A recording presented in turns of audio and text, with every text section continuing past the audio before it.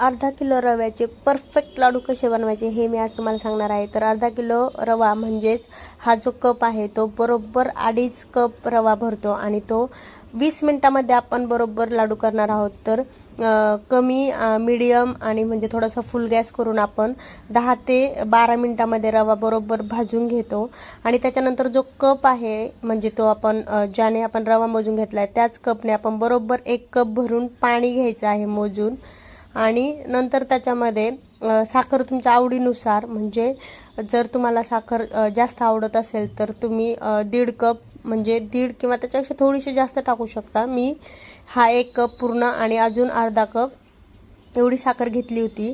तर रवा जो आहे तो मस्त तुपामध्ये 12 ते 13 मिनिटं म्हणजे भाजायचाच, असं नाही की त्याचा कलर चेंज होतोय म्हणून कमी भाजायचं वगैरे, त्याच्यामुळे पोट वगैरे दुखू शकतं। तर मस्त तुपामध्ये रवा भाजून घ्यायचा आणि नंतर जो पाक आहे तो त्याची एक तार येऊपर्यंत आपल्याला 5 ते 7 मिनिटं बरोबर लागतात। थोडासा फुल गॅस मिडियम गॅस करून पाक करून घ्यायचा आणि पाक व्यवस्थित चेक करायचा कालथ्याने आणि नंतर आपण जे रवा भाजून घेतलेला आहे तो थंड व्हायचा, कारण की थंड झाल्यानंतरच रवा तो गरम पाकामध्ये टाकायचा। जर गरम पाकामध्ये गरम रवा टाकला तरी देखील लाडू जे आहेत ते म्हणजे निब्बर होऊ शकतात, त्यामुळे अशा मस्त बनवून घ्यायचा।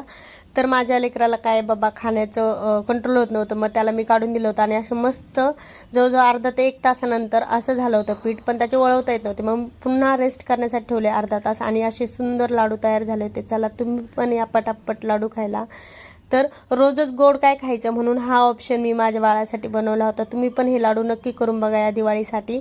भेटूयात नेक्स्ट व्लॉगमध्ये, तोपर्यंत बाय, टेक केअर।